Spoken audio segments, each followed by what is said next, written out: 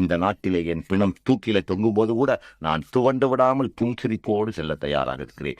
என்னுடைய பிணத்தின் மீது என்னுடைய இஸ்லாமிய மக்கள், பிற்படுத்தப்பட்ட மக்களின், தாழ்த்தப்பட்ட மக்களின் பிறப்புரிமை கிடைக்கிறது என்றால் அதற்கு பிணமாக தொங்க நான் தயாராக இருக்கிறேன் என்று சொல்லிக் கொள்கிறேன் என்று.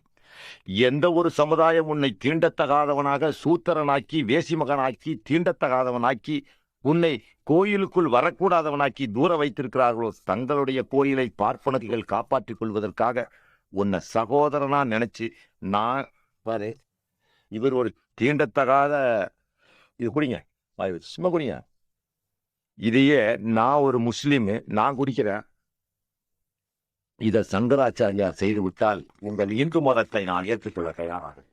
இவன் தொட்டால் தீர்த்து பட்டால் பாவம் என்பதை சொந்த சகோதரனாக கருதுகிற நான் வேண்டுமா உன்னை இன்னும் தீண்டத்தகாதவனா வச்சுட்டு வேசி மகனா வச்சு தாசி பிள்ளையாக கூறிக்கொண்டிருக்கிற அவன் வேண்டுமா என்பதை முடிவு செய்து கொள்ளுங்க.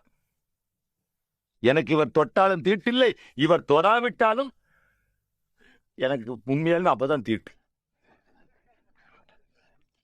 இதையே உங்க சங்கராச்சாரியார் பக்கத்துல இவர் உட்கார்ந்துருவாரா?